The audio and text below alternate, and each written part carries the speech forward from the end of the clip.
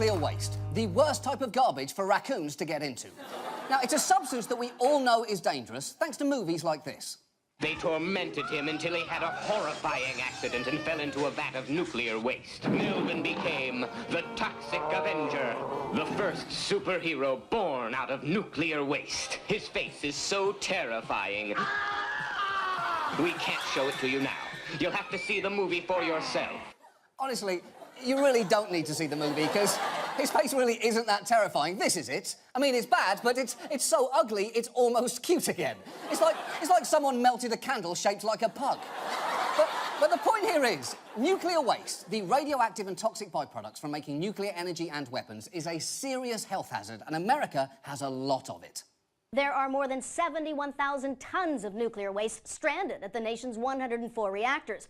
Put all those spent fuel rods together and you'd get a pile as big as a football field and more than 20 feet tall. Or you could put them in a pile as big as 2 football fields and 10 feet tall, or half a football field and 40 feet tall, or 20 football fields 1 foot tall. The point is, we have a lot of nuclear waste and it's very fun to play with. And look, that is just the waste from nuclear energy. We also have more than 100 million gallons of hazardous liquid waste from producing weapons. And you may live closer to nuclear waste than you think. 1 out of 3 Americans live within 50 miles of high-level nuclear waste, some of which, like plutonium, is lethally dangerous and will be around for an incredibly long time. Even microscopic amounts of plutonium, if ingested, are deadly. One of the characteristics of it is it has an extremely long half-life. Plutonium-239, for example, has a half-life of about 24,000 years. It's true, 24,000 years, and that just scratches the surface. It takes 10 half-lives for plutonium to become harmless. So that's 240,000 years, a unit of time more commonly known as 1 English patient. And as any adult with an American Girl doll collection eventually finds out, if you want to keep something around for a disturbingly long time, you have got to find an appropriate place to put it. I cannot live with your murder dolls anymore. Felicity stares at me while I sleep. She stares at me. She stares unblinking. And look, I'm not the first person to make this point. Look at this news report from 1990. Almost half a century after nuclear power was harnessed, there still is no agreement on where to store the waste. We have built the house, said one critic, and forgotten the toilets. A home with no toilets, or as a realtor selling a Brooklyn loft is calling it right now, artisanal composting. Wait, you're suggesting that I shit in that potted plant? Well, you and I both know that I will do that, because this is convenient to public transport and it has both northern and eastern exposures. But look, it has been 27 years since that clip, and our country still doesn't have a nuclear toilet. And that is our subject tonight. Why do we not have a nuclear toilet? And it's actually easy to understand how we got into this situation, because during World War II, we rushed to develop nuclear weapons because we were trying to defeat the Nazis, who, fun fact, pretty much all Americans agreed were bad at the time. Anyway, the thing is, we didn't really have a plan for what to do with all the radioactive byproducts that we produce, and this initially led us to some mind-blowingly stupid solutions. For instance, for years, we actually did this. They loaded the radioactive waste, and it was in barrels, 55-gallon barrels of radioactive waste with concrete poured over it. It's funny, the ocean don't glow out there outside of Red Bank, New Jersey. Really, because we dumped a lot of barrels out there. That is true. We didn't just dump barrels of radioactive waste in the ocean, we did it off the coast of New Jersey. That is so horrifying. I am surprised that Jersey Shore was the title of a light-hearted MTV series and not the name of a harrowing documentary. An entire generation of children was born without thumbs, a phenomenon known to locals as the situation. And incidentally, not all of those barrels sank. In fact, in 1957, when 2 barrels were caught floating off the shore, naval aircraft were summoned to strafe them with machine gun fire until they sank. That's right, they shot barrels full of nuclear waste with machine guns. That has got to be one of the most terrifying sentences ever said out loud, right after Donald Trump is the president now, and wait, wasn't Felicity on a different shelf when we went to bed last night? Oh my God, Felicity is a waking nightmare! Although the truth is, tossing barrelfuls of nuclear waste into the ocean and shooting them with machine guns is actually preferable to at least one genuine other idea that was thankfully rejected, and that was blasting it into space. A concept with a pretty clear flaw. Unfortunately, we don't have a great record with getting rockets out into the atmosphere. If any one of them blew up, that would basically contaminate a large portion of the Earth with radioactive material. So that's probably not a great idea. Yeah, you're right. That's probably not a great idea. I mean, a really great idea would be also filling the rockets up with confetti, so at least that way, if there's a horrific accident, there's also a party. Now, over the years, we have dumped nuclear waste all over the country, and in many places, there have been frightening leaks. Take the Savannah River site in South Carolina, where waste from poorly stored material leaked into the groundwater. And just watch this alarmingly laid-back man explain the consequences of that. There are radioactive alligators on the site. Radioactive materials are in the sediments. It's going to go up the food chain, and there's going to be radioactive alligators. Yeah, radioactive alligators.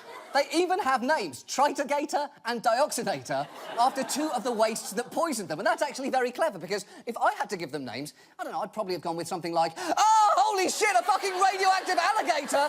And, oh no, fuck me, there's another one! What nightmare hath God wrought? And it's not just reptiles who've been impacted by nuclear waste. Researchers are now studying an area in North St. Louis County, Missouri, where tons of waste from the Manhattan Project was improperly stored, some near a creek that winds through residential communities. And people who live there have noticed some alarming trends. I got on Facebook in order to reconnect with people from high school, and we all immediately started noticing that so many of us were sick. We've discovered that the Department of Veterans Affairs officially recognizes around 21 cancers associated with exposure to ionizing radiation, and compared that list to what we had all of those cancers, every single one. That is an incredibly depressing thing to discover on Facebook, and it's hard to know how to respond. I mean, you definitely don't want to use the like button, because then it looks like you really like the fact they just got cancer. Now, there is that new sad emoji, which would really be perfect if you hadn't already cheapened it by using it to respond to the news that Chris Pratt and Anna Forrest were separating. I mean, it is sad, but it's not 21 cancer sad. It's 9 cancer sad, tops. The point is, thankfully, 60 years ago, our government and the scientific consensus came up with a solution. In 1957, the National Academy of Sciences issued a report urging the creation of a permanent storage facility deep underground, basically a nuclear toilet. And while we did build a repository for lower-level waste in New Mexico, we still haven't built one for the most dangerous high-level waste, and as a result, it's essentially been left wherever it was made, which is not good, because those facilities were not built with the idea that they would be storing waste indefinitely. So to continue the toilet metaphor, we've basically been shitting in bags, leaving them all over the house, and praying that they don't leak. And the most frightening example of this is the Hanford site in Washington state, which created 2/3 of the plutonium in the US arsenal and is currently storing 56 million gallons of highly toxic and radioactive waste underground. And over the years, there have been so many issues at Hanford that they've achieved a dubious honour, as one local news station reported, with an almost prideful tone. The most contaminated place in the entire Western Hemisphere isn't at a polluting factory or an old chemical plant. It's right here in Washington state. It's right here.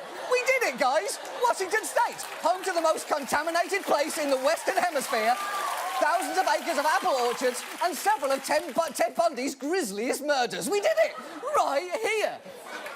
There have been a string of problems at Hanford, from explosions to toxic vapour releases to over 1 million gallons of waste leaking out of their tanks over the years. It has been so bad, the government has had to pay out nearly $1.5 billion in compensation to thousands of workers for illnesses stemming from exposure to radiation and toxic chemicals there. A local news station has done a series of reports on Hanford, and after a tunnel collapsed this May, they found some of the infrastructure there is almost comically badly put together. Mistakes during construction are factors in the dangerous state of the tunnels. They're 55 and 60 years old, well beyond their expected lifespan. In addition, wood beams holding up the tunnels are eroding. And what corrodes timber beams? Radiation. Yeah. You can't build something out of wood and expect it to last forever. You're supposed to have learned that from the second dumbest of the 3 little pigs.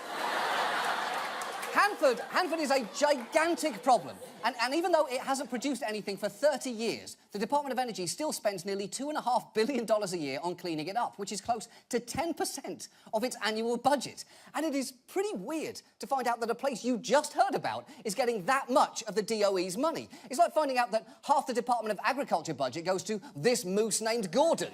I mean, I don't know the right amount, but that seems like a lot. And in case you're thinking, well, I'm definitely glad that I don't live near Hanford, remember, there are nuclear power plants storing waste all over the country, lots of it in so-called spent fuel pools. That's where nuclear fuel rods are supposed to be temporarily placed to cool down and then put into dry containers and then moved to permanent underground storage sites. But remember, we don't have one of those. And in many places, those pools are just accumulating more and more rods. And while experts say it's highly unlikely, if a Fukushima-like accident happens at one of those, the results could be catastrophic. The Northeast has a number of nuclear power plants, including the Indian Point plant, just outside of New York City. If any one of those were to have a severe spent fuel pool accident, you're taking away a lot of big cities, a lot of farmlands, a lot of the United States for decades, perhaps centuries. That's right, lots of big cities. New York, Hartford, Boston, and that last one is a real shame, because as I understand it, they only just got unracist yesterday. So, I mean, at least they could get to enjoy their new life. So look, it is pretty clear we need to find a permanent facility to store our most dangerous waste. And 30 years ago, we actually settled on a site, Yucca Mountain, in Nevada. Congress passed a law designating it as our sole candidate for waste storage. Now, since then, we've spent $15 billion prepping the site, as you can see from this rather upbeat video.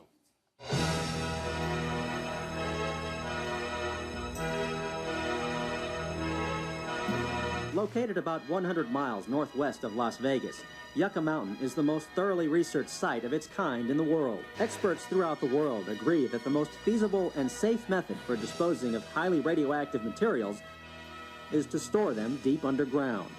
That's right. The best place to put nuclear waste is in a hole deep underground, much like Felicity. Wait, if she's not there, where is she? Oh, Jesus fucking Christ! Fuck me! Jesus fucking get the fuck out of here!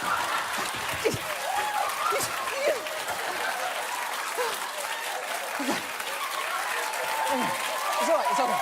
I'm fine. It's fine.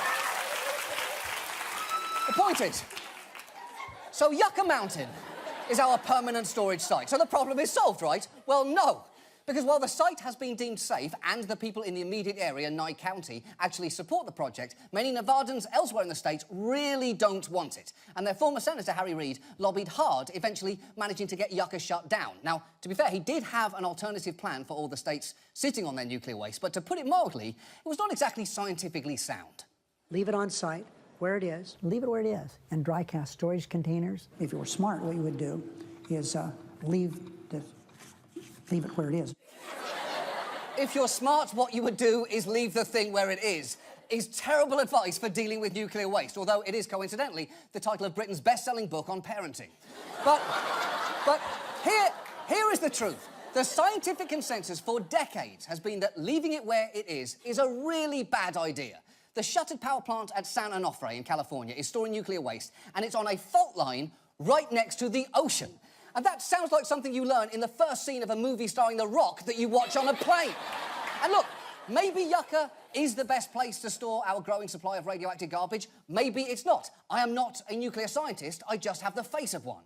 And our new Energy Secretary, Rick Perry, yes, Rick Perry, has said that he is optimistic about fixing the whole problem, which does sound great, although he didn't exactly do a great job at dealing with this disaster. That was him on Dancing with the Stars, and on the basis of that, managing volatile energy is not really his forte.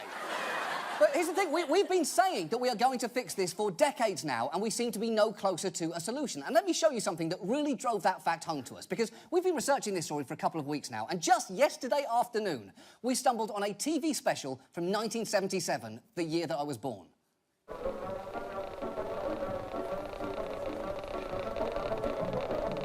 NBC News presents Danger, Radioactive Waste. Yeah, this problem is so old, they reported on it back when the news was kept in an America-shaped vault that you had to open with a crank. And as we watched that yesterday, we gradually and chillingly realised that by pure coincidence, it hits every beat of the story that we just told you. It opens with footage of sailors throwing barrels into the ocean. It looks at the facilities at Hanford. It talks about radiation's impact on workers and on families who live nearby. And while it doesn't have a radioactive alligator, it does have radioactive cows, which is still good, although I did prefer our alligator. I liked it when he went... But the most chilling moment in that documentary might be the one where they sit down with someone in authority and demand to know exactly when this will be fixed. When you ask when the problem will be solved, you get answers like this. What's the realistic timetable?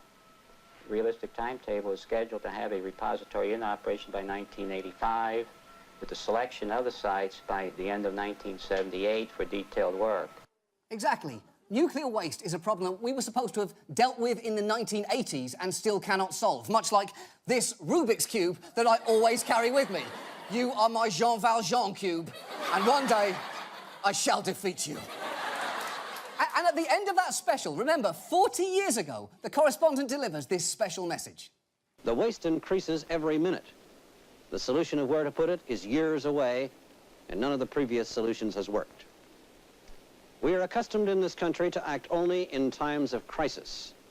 But with nuclear waste, when the crisis comes, it will be too late. And that was from 4 decades ago. We've already waited way too long to resolve this issue, and we are dancing with trouble here. So if anyone says the government can just continue to wait, they are, much like a house with no toilet, absolutely full of shit.